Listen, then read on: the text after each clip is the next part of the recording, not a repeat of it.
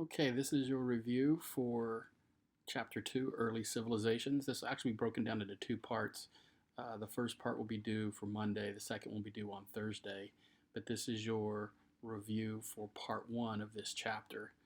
Now, first thing you need to know is that early civilizations, there were basically four of them, and they all began, it's very important, early civilizations began to develop along river valleys. And the four major river valleys in this part of the world, in the Far East, Central Asia, and the Middle East, developed the earliest, most well-known, most influential civilizations. So, for instance, you've got in the Babylonian area, in the Mesopotamian area, you've got the Tigris-Euphrates River Valley. Over there in Northeast Africa, you've got the Nile River Valley. Of course, that's where Egypt was, right? And in the northwest India, you've got the Indus Ganges River Valley. That's modern day India there.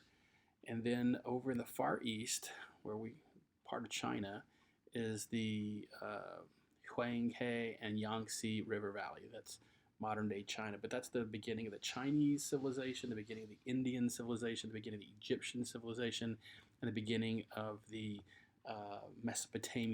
great Mesopotamian civilization. Several of them will happen throughout time. So this is where civilizations begin in major river valleys, and we'll look at primarily right now the Mesopotamian and Egyptian civilizations. Now, there are some primary characteristics of civilizations as they moved from people who gathered and hunted and was a little bit more nomadic kind of lifestyles.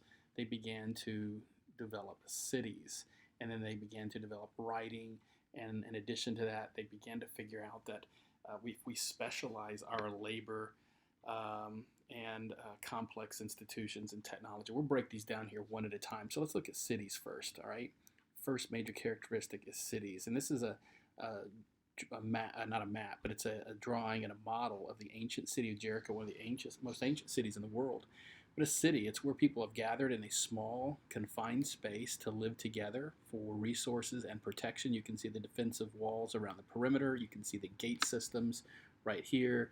Fortifications, this is the main entrance. You've got these watchtowers. You've got these massive walls all the way around the city. This one, you've got actually a dual wall, dual gate system here in Jericho. Here you've got probably the palace, I'm guessing, right here. And you got the royal residences. There's going to be a temple in here somewhere. But this is cities, and this is what a city looks like. You guys know what a city looks like. But instead of people living out in the country, they live in an urban setting. This is another ancient city, the city of Babylon. You can see the great Ishtar Gate here, a very famous gate. Modern day Iraq, really. But the city of Babylon is very ancient. This is the ancient city of Sumer, one of the earliest civilizations in southern Mesopotamia. But cities are primary key development for civilization, living together cooperatively for protection, for resource use, for just growing. So that's important. You've got writing, of course. Writing is very important. You have to write to be able to record history. You write to record information like inventory lists. You write to give people like information on taxes and to record that you've gathered, taxes, to make a record of that. When the king says you owe a certain amount, you want that recorded. Business contracts, royal decrees where you have laws. All of this is important in writing because once you write something down, it has a sense of permanence. It can't be changed in a sense that it's not just whether or not somebody says it happened, it's written down, it has a sense of value to it. So writing is important. An important characteristic for civilization. Here's a couple examples. You've got cuneiform text. We'll talk about this more later.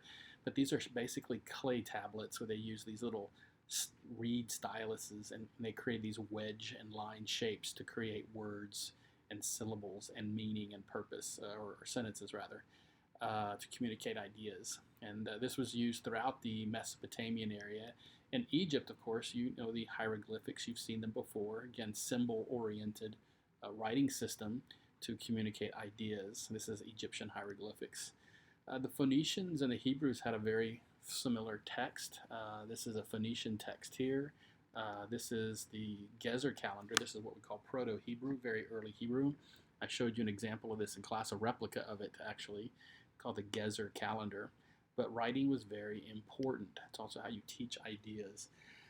Specialization of labor. Now, what that means is that once they figured out how to farm and farm well, before that, everybody raised their own food. You wanted to eat, you hunted, you gathered, you raised your own crops.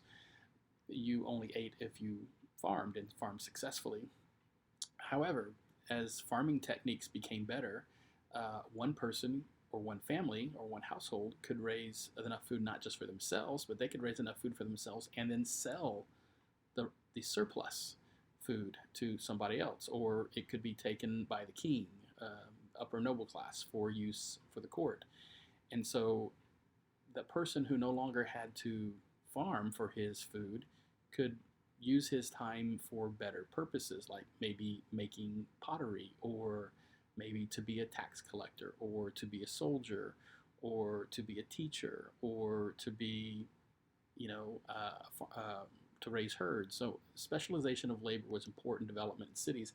Here's a couple of pictures, and you can see people doing different tasks. Up here, you can see, of course, you got to have people still farming, and you got to have people who are still raising goats and sheep and cows, right? Those are herdsmen.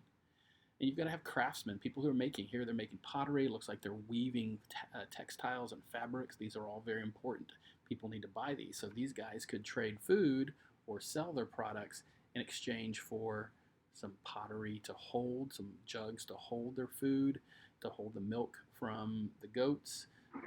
They could buy blankets, clothing, etc.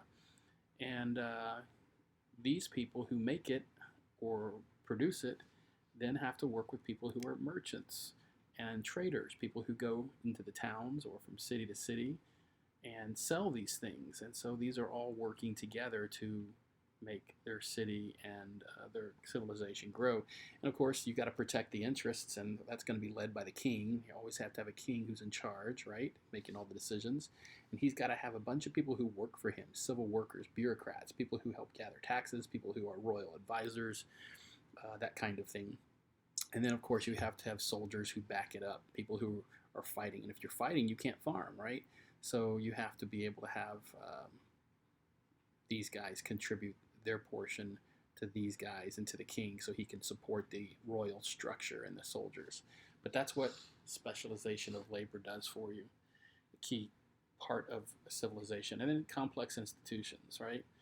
So you initially have some guy who raises to power because he's like the chief, the head clansman, and then he becomes powerful because he fights and beats up all the other chiefs and clans, heads of their clans. Eventually, he becomes the king or the royalty, the head of state. You can see an Assyrian king here. Important part of that, of course, is his palace and his throne room. That's an important institution, the whole throne room, the court, the palace, that kind of thing. You can see him sitting, the Syrian king sitting on his throne.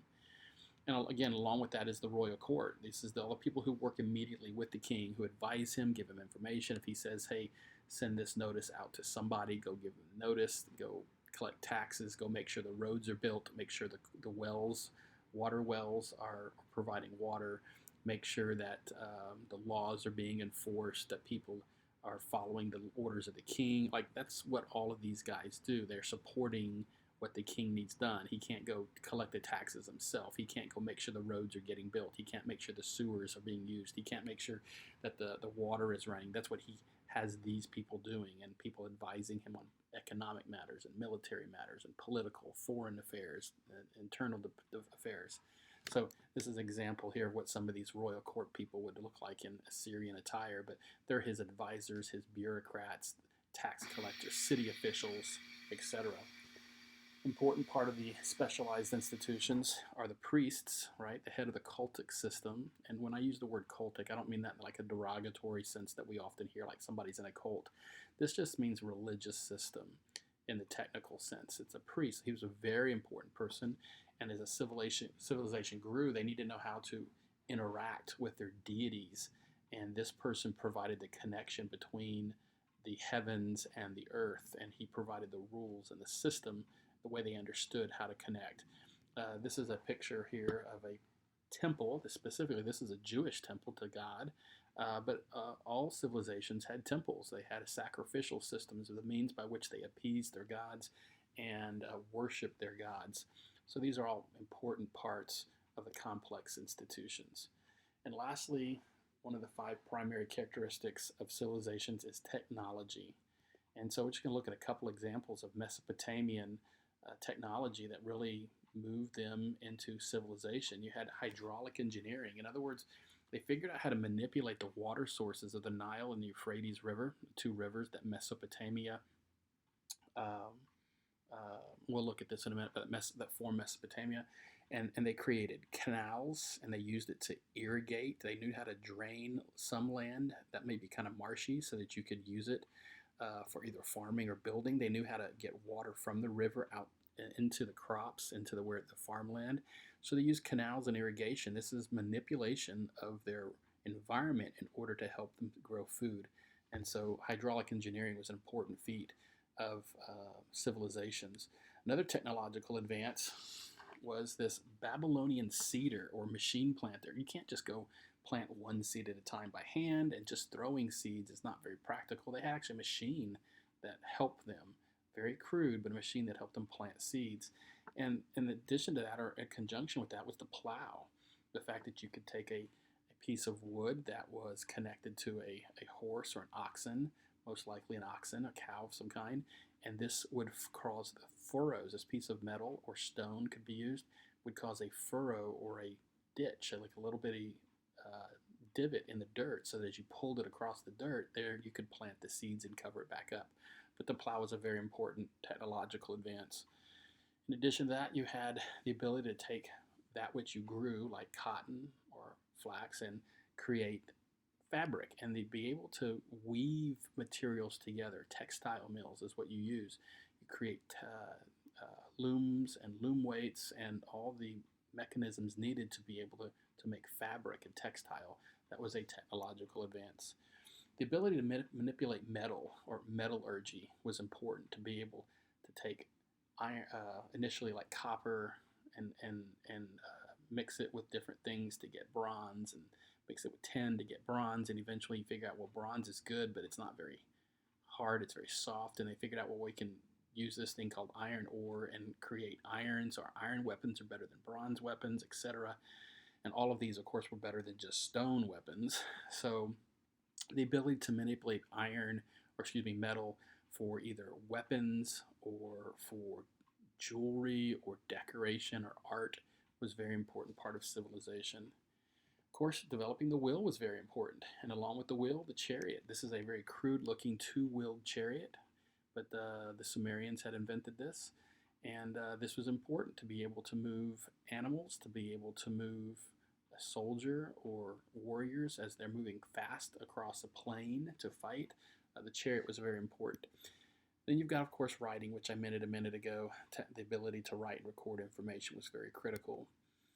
And then in addition to the writing, be able to do math, geometry, advanced geometry and mathematics, astronomy, and recording all of these things. This was, again, a mark of civilization, understanding the world around them and how things worked from a mathematical perspective, and understanding the stars and time and all of that was important. And these were advances early on in the Sumerian and early Mesopotamian civilizations. Now, something as simple as the brick, believe it or not, figuring out how to mass produce bricks was important, because if you can mass produce bricks, you can produce a wall, a fortification, and you can build gates and towers, and you can build palaces, and you can build strong homes that withstand the weather. And so mass producing bricks was a huge technological advance. In addition to that, mass producing pottery was important.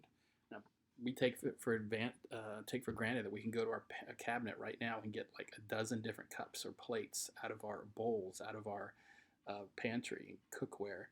But to mass produce pottery for storing food, for cooking food, for eating, other kinds of uses was very important. And to mass produce it, decorate it, again, this is a technological advancement that was a key to the development of civilization. In addition to those five characteristics of civilization, you had some secondary ones, developing class structure, like, noblemen and kings and royalty, and then maybe a middle class and the lower class. So that was uh, secondary development, state organization, monumental architecture like palaces and monuments and temples and massive fortifications. These are all monumental architecture. And then, of course, long distance trade, no longer just trading with the people in and around your community or the next community over, but trading with people hundreds of miles away. Long distance trade was a sign of civilization, and of course, advanced arithmetic and astronomy, as I mentioned earlier. Now, I want to show you very quickly the 3 or 4 earliest civilizations and just briefly show you what they look like. The very first civilization was Sumerian. The Sumerian civilization. Now, some people debate whether or not they were actually the first, but many believe that they are. Sumeria is located in Mesopotamia, and this is that very fertile area between the Tigris and the Euphrates rivers, which empty into the Persian Gulf right down here. But here's the Tigris, and here's the Euphrates. This is what we call the Middle East. Modern day Iraq is right here. But this area right here is called Mesopotamia. Meso meaning middle in Greek, and potami meaning river, the middle river, right? And so it's the space between these two rivers. It's called the Mesopotamian area. And the earliest, greatest civilizations emerged from this area. And the first one, again, was the Sumerians, which is going to emerge down here in the southern part of the Mesopotamian territory. So here's the Sumerian civilization, right? Basically, 3,500 to 2400 BC is the Sumerian city-states that are located here in the southern part of Babylon, southern part of Mesopotamia. There's just probably a dozen or more little city-states, each one doing its own thing. It's not an empire; they're just individual Sumerian cities that share a similar culture, similar background, similar way of doing government, and sharing technology and information. These are the Sumerian city-states, and they're kind of sort of grouped in this area, and this will change over the years. As you can see, it grows. But an important city-state that's going to grow up is right in the middle called Akkad. Akkad. It's a very important civilization because it's also part of this Sumerian area. These guys are sort of the strong guys, but Akkad is going to eventually emerge, and it's going to become the predominant civilization or empire in the Sumerian civilization. So real quickly, here's a couple of things. Sumerians, again, cuneiform text. We talked about this. This is actually a Sumerian king list. It's a block that's carved on all 4 sides. This is pictures of all 4 sides. You can see this one right here with the little niche here. That is that right there, right? And this little blank spot here is this one here, okay? So this is all 4 sides of this. But this is a cuneiform Sumerian kings list. This is a cuneiform text of it's actually a Babylonian world map. It shows what they thought the world looked like. That's pretty cool. They even carved on shells and stuff. This is the name of a king here written on this murex shell. So they did a lot of writing. We have thousands and thousands of cuneiform tablets, thousands of them from Mesopotamia. Again, the wheel, wheeled carts, pottery wheel, writing, astronomy, creating star charts to develop a lunar calendar, create time based on the number 60, the plow. These are all from the Sumerians, and these are important. The Sumerians, Babylonians, they're all part of this together. Writing, developing the writing. It's very interesting how writing developed. Like this is the sun symbol, and then it changed to this, right? Let me show you a picture. There we go. It changed from that to that, and then it basically went from that to that, and then eventually to that right there. And all this is being used by these wedge-shaped styluses that they would just make little marks in the clay, the wet clay, and then bake it in an oven. We'll actually do some of this week in class. So these are some of the things that the Sumerians and Mesopotamians accomplished. Here's some additional things. Again, the number system, geometry, bronze tools, medicine, the arch. The Romans did not invent it. The Sumerians were used it thousands of years, a couple of thousand years before. Architecture, monumental buildings, the sewer system, sculpting and art, jewelry, religious system, cylinder seals. Remember cylinder seal I showed you in class? Here's a picture of a cylinder seal with some dragons on it. Here's another one right there. So they all did that. So the Sumerians got bigger and grew, and then one city emerged and created an empire. And what an empire is not just a city and a couple of cities around it. It's like covering great distances and covering multiple people groups. That's what becomes an empire. And the guy who brought this to bear is a guy by the name of Sargon of Akkad. He's kind of a mean looking dude, but this is a famous bust of him. And here's a black and white picture of it. Notice he's rocking the man bun, right? Look at that man bun. I'm curious, like, who rocked the man bun better? Did Sargon or was it Jason Momoa, right? Who rocks that man bun better? I don't know. He kind of looks like Sargon, I think. Anyway, so the Akkadians were pretty powerful. Again, cuneiform writing, art. Look at the statue here. You can see the definition of the bicep and the forearm. Very detailed art. Look at that shoulder, the beard, the hair and the beard. Like, it's very detailed artwork. They knew what they were doing, and this is like 2,400 years before the time of Jesus. That just gives you a time frame. And then you've got this victory stele of Akkadian king Nimrod Naram-Sin. He was the grandson of Sargon. This is a victory stela they carved on stone, made these little monuments. And, hey, remember old Titanic Leo? He claimed he was the king of the world. Well, this guy right here, get back Leo. Naram believed he was the king of the universe, the beloved of God, beloved of Sin, the God. And he also claimed to be the god of Akkad himself. So he was the first Mesopotamian king to claim deity. So this is all part of the Akkadian Sumerian culture. And again, here's another cylinder seal, like I passed around in class. You just roll this out into the clay and bake it, and that's what you end up getting. So let me just show you a map of what they look like. Again, here's the Akkadians, and they're going to end up merging into an empire, right? Not very long, about 200 years. And then a group called the Amorites are going to merge over and sort of take over. They become the Babylonians. The Babylonian Empire civilization basically takes place in the central southern part of Mesopotamia. And they're basically going to build on top of the stuff that the Sumerians did. Advanced complex mathematics, solve quadratic equations, built upon Sumerian astronomy. I can't talk. They built a massive city, the Babylon, the largest of its time. What else we got going here? There we go. Their legal code. One of the most famous kings was the Hammurabi. He had this law code that was inscribed with many, many laws that were very similar to what God gave Moses, 10 Commandments, about 600 years later at Sinai. And they gave great epics, like the epic, writing literature, like the Epic of Gilgamesh, which you guys have studied.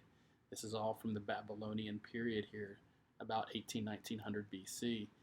They built ziggurats, massive temples, these tiered stepped palaces and temples, and not really palaces, just temples, I guess. And the Ishtar Gate was a massive gate system there at Babylon, incredibly decorated. It's been reconstructed in Berlin Museum. And the Hanging Gardens of Babylon, one of the 8 wonders of the ancient world, this massive tiered garden. They accomplished so much. The Babylonians, the Sumerians, pretty incredible in all they did. And so this was the Babylonian Empire. And so not quite as big as the Akkadian Empire, but basically central and southern Mesopotamia. And so there's the 3 of them together. You can Sumer civilization, the Akkadian Empire, and then you've got the Babylonian Empire. But they weren't by themselves. This is one of the major river valleys. Here's another one, the Nile River Valley, and that's going to give us the Egyptian civilization. And we've got 2 different, initially, Egypt was divided into 2, the lower and upper. And I know this should be upper and this is lower, but the river runs this way. So the upper part is up here and it's running downhill towards the Mediterranean, the Nile River here. And the Thebes was the center here in Upper Egypt, and Memphis was the center in Lower Egypt. And so initially the Egyptian Empire was merged together, or civilization merged together, and this became the Egypt that we know. Eventually it grew. They built the pyramids and stuff. Y'all know the pyramids, and many pharaohs. Those are the names of the leaders, right? And they grew into a great empire that actually extended and butted up against some of the Mesopotamian civilizations, a lot of trade, but also military. Notice it goes right through what we call Canaan, the land of promise, the promised land, where the Hebrews and Jews were. We'll talk more about that on the next video. But they're also going to bump up against another civilization called the Hittites. And the Hittites were pretty powerful civilization. Primarily, just two things here. They managed to master metallurgy, the making of iron weapons and iron wheels, and creating massive chariots that allowed them to be absolute beasts on the battlefield, gave them a great deal of influence and power. But they mastered iron technology, which eventually made it out to other people groups as well. So this is the end of the summary. You got Mesopotamia here with the Sumerians, the Akkadians, and the Babylonians, right? And then you've got the Egyptians and you've got the Hittites. These are the major Middle Eastern ancient civilizations, and we'll pick up there on the next video. Okay, we're going to pick up on the next video here, the next review, not review, but the next summary of this chapter. Very important part of this world. We looked at the Mesopotamian world, we looked at the Egyptian world, and we looked at the Hittites. And in between, caught in the middle of all these battles and wars fought between these major empires, is this area here. And the focus of this area for much of our study of previous history, if you like Bible class, has been the nation of Israel. But it wasn't by itself. There were other countries, Syria, Phoenicia, Philistia as well. And we just want to take a brief survey of what some of these look like. But they were often right in the middle of the fights between these. There's sort of a bridge between Africa and the East and Europe. And if you wanted to go from one to the other, you came right there, because this is all desert. So people didn't really, armies and traders, there were some desert caravans, but like take an army, you got to take it through water. So you're going to take it this direction. And so these guys were often in the middle of a lot of a mess. So let's sort of look at some of these different areas. So first off, let's look at Israel. That's probably the one you're most familiar with, Israel. City of Jerusalem, Jericho, you're familiar with those. So if you remember, it started off with a guy by the name of Abraham, right? God called him from the city of Ur. There he is. And he's going to travel up to the city of Haran, where God is eventually going to say, I want you to go to land that I'm going to show you. And eventually took him to Israel. He'll eventually go into Egypt. He'll come back. He's going to have a promised son, though. God said that through this son you'll have descendants as many as the stars in the sky and the sand on the sea. And of course, that's his son, Isaac. His son Isaac there's that sacrifice God told him to sacrifice, but notice God didn't have him actually. He stopped him from sacrificing. And notice there's a ram caught in his thorns caught in the bushes there, and that's what he sacrificed. But that's his promised son, and eventually he had sons, Jacob and Esau, and eventually Jacob will have sons, including a guy by the name of Joseph, who will be sold by his brothers to be a slave in Egypt. Yeah, there we go. There he's going to Egypt. Eventually, he'll be sold as a slave. He'll have a whole lot of hardships. He eventually become not just Joseph the slave, but he'll become second in command, second only to Pharaoh himself, and he will help the Hebrews withstand famine, and God will use him in a great mighty way. You remember all this in the book of Genesis, right? Eventually, he will die off, and in his place, he'll have, not his place, but eventually one of his fellow Hebrews will be a guy by the name of Moses. And Moses will eventually grow up in the Pharaoh's court, but then he'll realize, hey, I'm not Egyptian, I'm really Hebrew. And he's going to end up running for his life, if you remember. And he runs down to Mount Sinai, where God gets his attention, and he says, tell Pharaoh to let my people go. So he goes from being that dude to this dude, and he's going to tell Pharaoh, hey, God says let my people go. And from here, he's going to take the people and cross over the Red Sea. Go ahead and cross over, Moses. There you go. All the people go, and God's eventually going to, they have some battles. There's Joshua and Caleb holding his hands up, right? Ask me about the horns on his head. If you see ancient classical paintings, he's always got those little horns, or what people call horns. Ask me later. I'll tell you what those are about. See who remembers from in class to ask me. But they'll have battles and all kinds of stuff, fight their way through some things. But God eventually gives them the law at Mount Sinai. And then they're going to spend, and they're going to build the tabernacle, the Ark of the Covenant, and all that. And it's going to be God's presence. And they're basically going to wander around, wait for it here, wander around the desert for 40 years because they wouldn't go into the promised land. They were scared of all the giants in the land. God said, well, we're going to wait till another generation grows up and I will bring them in. So Moses got to lead them around for like 40 years. Eventually, they will get out of the promised land, and they're going to go, out of the desert, out of Sinai, and they're going to go into the promised land. See, he's still wandering. Oh, we're still going. It takes a long time. It's 40 years, but we're going to go up the east side, the Dead Sea, and then out of the east side of the Jordan River, and we're going to cross over there. But it's not Moses who actually leads them in. If you'll remember, it is Joshua who's the guy who leads them into the promised land. They're going to take over Jericho, conquer the land, and basically begin living in the land to honor the Lord. Eventually, they'll get a king, a guy by the name of David, and he's going to do a lot to really extend Israel's influence and land. Eventually, he'll have a son by the name of Solomon who will reign, and he'll have a great reign for a while, but eventually he does stop sort of honoring the Lord. But when he does really well, he actually accomplishes something great. He has the temple of Yahweh built, which is in Jerusalem, and pretty important. And of course, you probably know from the famous story of him telling them to kill a baby and divide it between the two mothers who claimed the child. So he had known for wisdom kind of thing. And of course, the Queen of Sheba comes to visit him, and his great, massive throne. It's pretty impressive. So that's Solomon. And I think this next slide is sort of an error here. This shouldn't be here. I was going to do something with this, but eventually Israel splits into Israel and Judah. That shouldn't be there. But it splits into two. Sorry about that. But let's get back to it. So the rest of the story of Israel. Another country that's very important during this time period is a country by the name of Syria, with the headquarters of Damascus. You've got a statue, monument of one of their kings here. But they're important because trade goes right through Damascus. The camel travel trade, caravans, would travel from Damascus and on into Mesopotamia, down to the Persian Gulf. It would travel down through Israel and into Egypt and Africa, and north into the Hittite and over towards Europe. So Damascus, everything came through Damascus, and it was very wealthy and very powerful, and people wanted to control Syria. Who else are we going to talk about? Let's talk about, the Phoenicians. There you go, right on the coast.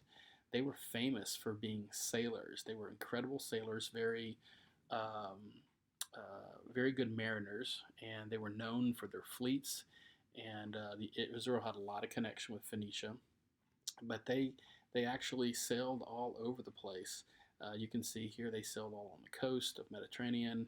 They sailed all the way. They established a place called Carthage. They even sailed and traded with Spain all around the Mediterranean. And so they were pretty amazing sailors. They were actually called by the Greeks the Purple People. And the reason is because they would get these shells, these murex shells that were right in the water off the coast there, and you could get the little organism out of there and squeeze it and get its guts going, and it would be purple. And so they developed a purple color, and it was so valuable. It took so many of them to produce just an ounce, like thousands of these, to produce like an ounce of purple dye, that only the royalty could afford it. And so that's why purple became associated with royalty, because they would get this purple dye, the best purple dyes, from the Phoenicians, the purple people, according to the Greeks. So that's the Phoenicians. Who are we going to look at next? How about the Philistines? Let's look at the Philistines. There they are, right on the coast. And Goliath, he was Philistines, and they were probably sea people as well, probably Greek, and they came from the Greek mainlands and eventually settled in what we now know as Philistia, right on the southwest coast of the Promised Land.